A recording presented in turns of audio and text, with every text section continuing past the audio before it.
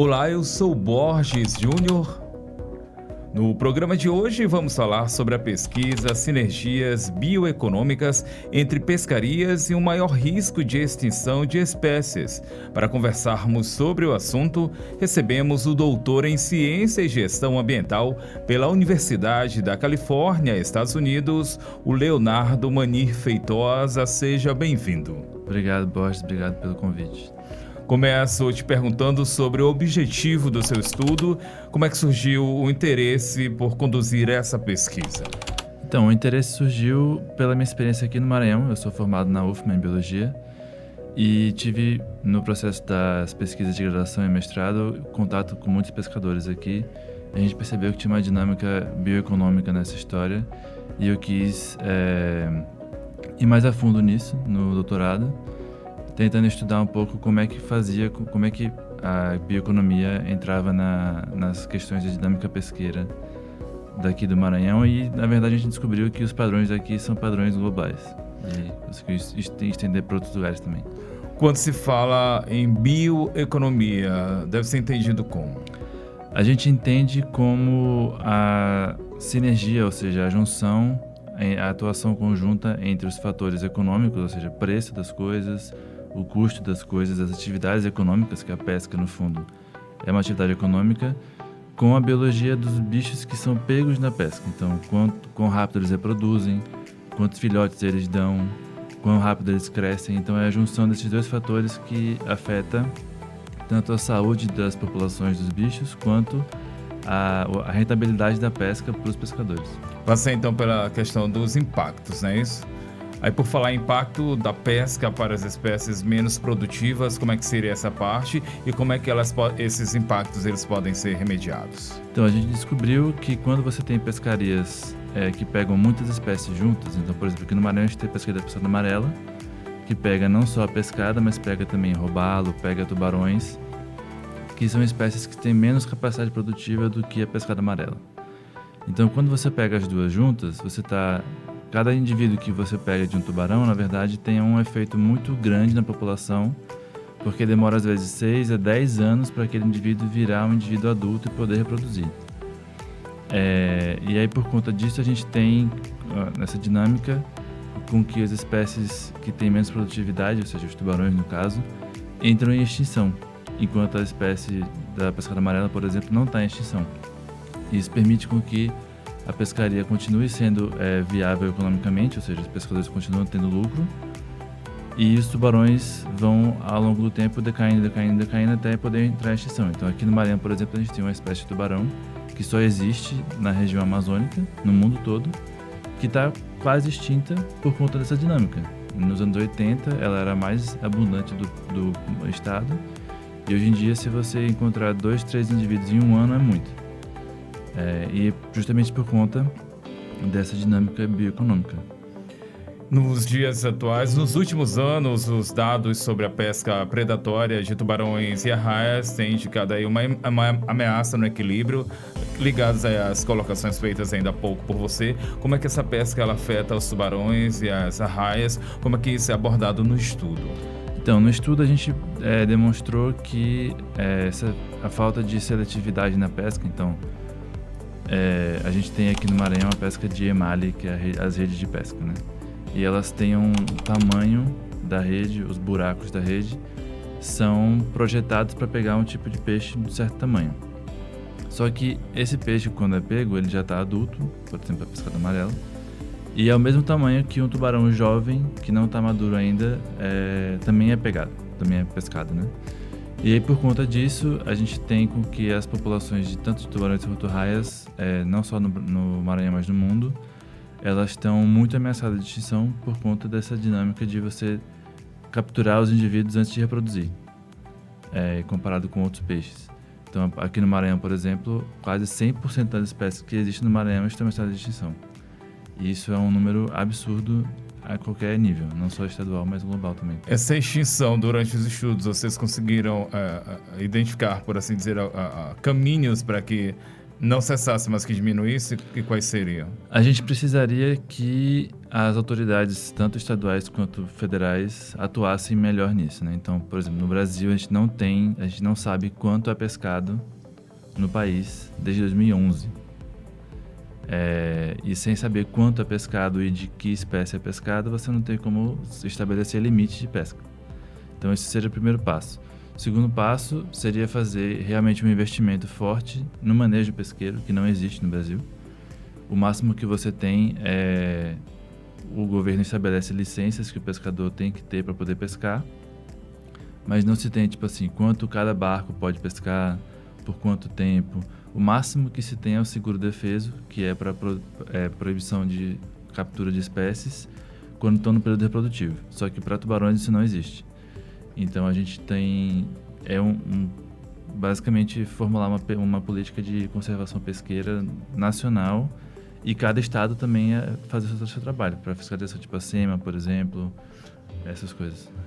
Uma outra questão, de quem faz a pesca, de quem pratica essa pesca. Vocês trabalharam também juntos a essas pessoas, digo juntos no sentido de poder perceber a questão da conscientização. Eles têm conscientização nesse sentido, ou seria também necessário um outro trabalho ligado a esse ponto? A gente fez um trabalho em 2018 aqui, que a gente entrevistou vários pescadores na Raposa e outros lugares do estado, junto também com pesquisadores da UEMA, em que a gente entrevistou os pescadores para saber como é que eles entendiam essa dinâmica, e meio que de forma unânime eles todos entendiam que a pesca era uma questão que afetava a saúde das populações.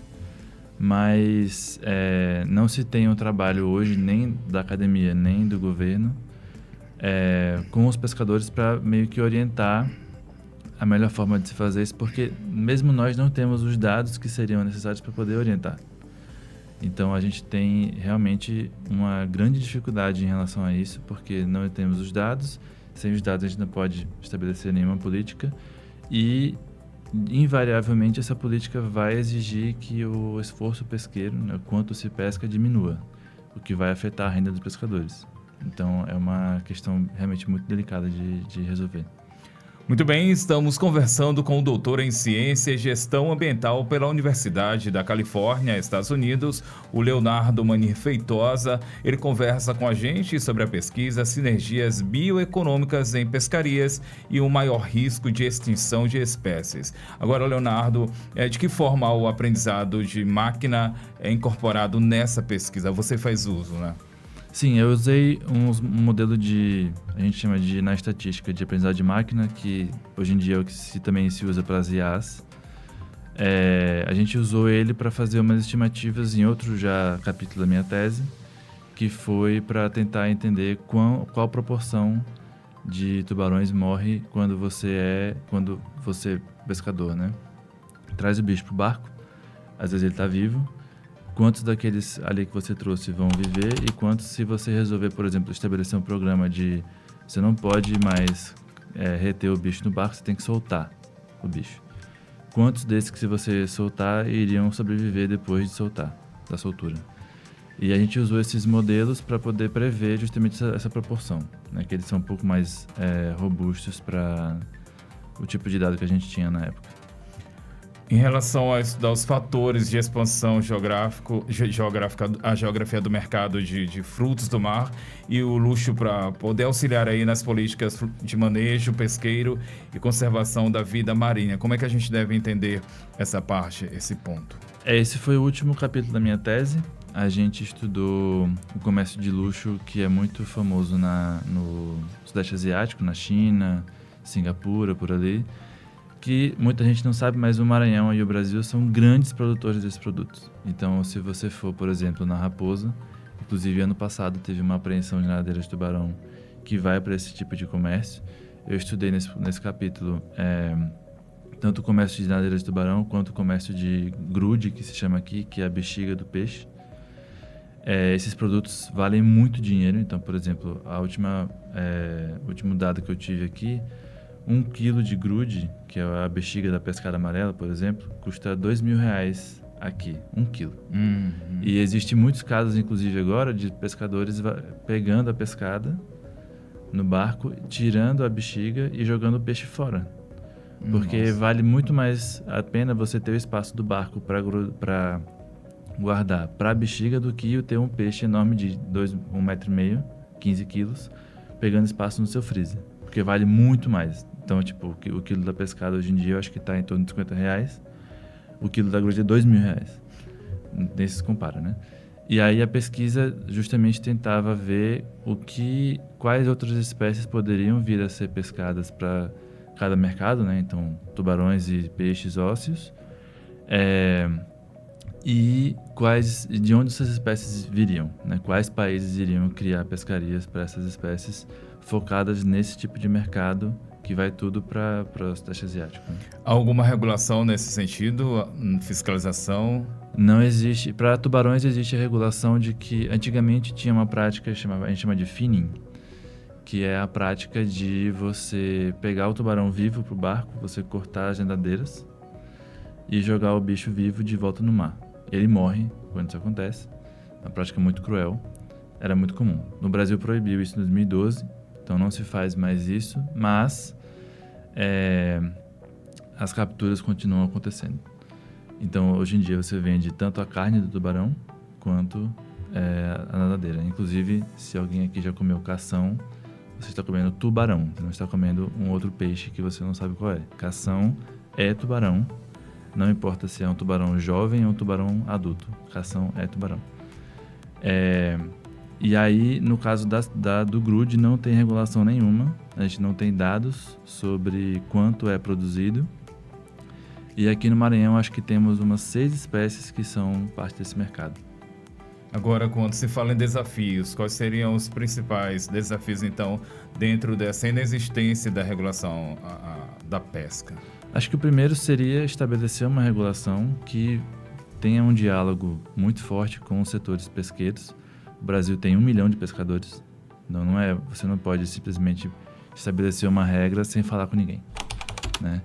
E levar em consideração as dinâmicas pesqueiras dos pescadores artesanais, né? Porque o Brasil tem 1 milhão de pescadores, não são 1 milhão industriais, com barcos enormes que ficam 6, 7 meses no mar. São pescadores que vão de manhã e voltam de tarde, ou que vão de manhã e ficam uma semana e voltam depois. Então, são pessoas que têm uma dinâmica de econômica mesmo, tipo, não tem acesso à conta bancária, às vezes, ficam muito dependentes da colônia de pesca para fazer as coisas. Então, acho que o primeiro passo seria estabelecer, de fato, uma política pesqueira e levar isso a sério, né? Porque o Brasil é um dos maiores produtores pesqueiros do mundo, é um dos maiores países em termos de costa do mundo, mas é um dos países que tem o pior manejo pesqueiro do mundo. Então, as coisas não podem ser assim, né? A gente tem que levar isso a sério. E a outra parte seria, de fato, estabelecer regulações em relação a esse tipo de comércio de iguarias que o brasileiro não consome, mas que são exportadas para o exterior. Então, acho que esse ano a gente já teve algumas apreensões de nadadeiras de tubarões, tanto aqui no Maranhão quanto em outros lugares do Brasil. E só foi apreendido porque são espécies proibidas, mas o comércio desse produto não é proibido. Então, teria que ter uma regulação bastante compreensiva sobre isso.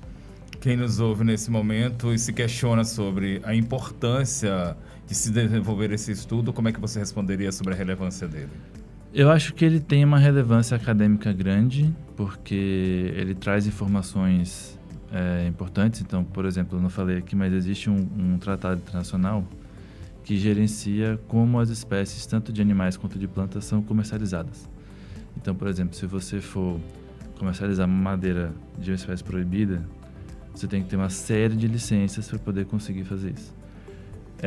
A gente considera que os dados que a gente levantou poderiam informar melhor esses tipos de tratados internacionais. Então, estabelecer proteções a nível global para várias espécies. Em relação a impactos de curto prazo, eu particularmente não vejo muita chance disso acontecer, porque talvez com algumas entrevistas a mais a gente consiga criar um momento para isso.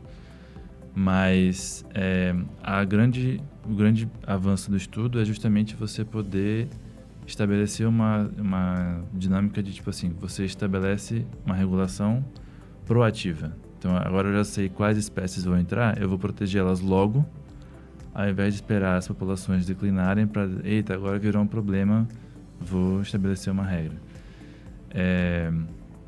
Mas em relação à questão do Maranhão, por exemplo, eu acho que só a entrevista por si só já é importante, porque faz as pessoas saberem que isso é uma questão. É uma provocação também. Claro, sim.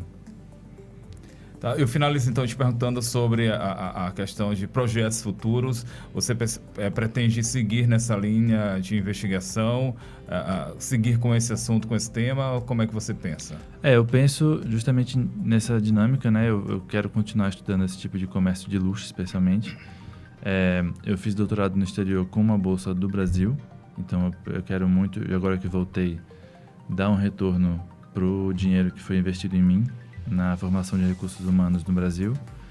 E isso vai vir de encontro a, por exemplo, você orientar alunos aqui na UFMA, inclusive, orientar alunos na UFMA, que possam fazer pesquisas um pouco diferentes do que a gente está acostumado a fazer aqui. São pesquisas muito descritivas e que não têm um alcance tanto internacional quanto um alcance em termos de políticas públicas. Então, acho que a minha ideia agora é tentar alavancar esse tipo de pesquisa aqui na UFMA e em outros lugares do Nordeste também. Muito bem, recebemos no programa de hoje o doutor em Ciência e Gestão Ambiental pela Universidade da Califórnia, Estados Unidos, o Leonardo Mani Feitosa. Ele conversou com a gente sobre a pesquisa Sinergias Bioeconômicas entre Pescaria e o Maior Risco de Extinção de Espécies. Leonardo, muito obrigado pela sua participação aqui com a gente. Obrigado pelo convite, espero voltar com notícias mais positivas na próxima vez. Muito obrigado. Obrigado. Até o próximo programa.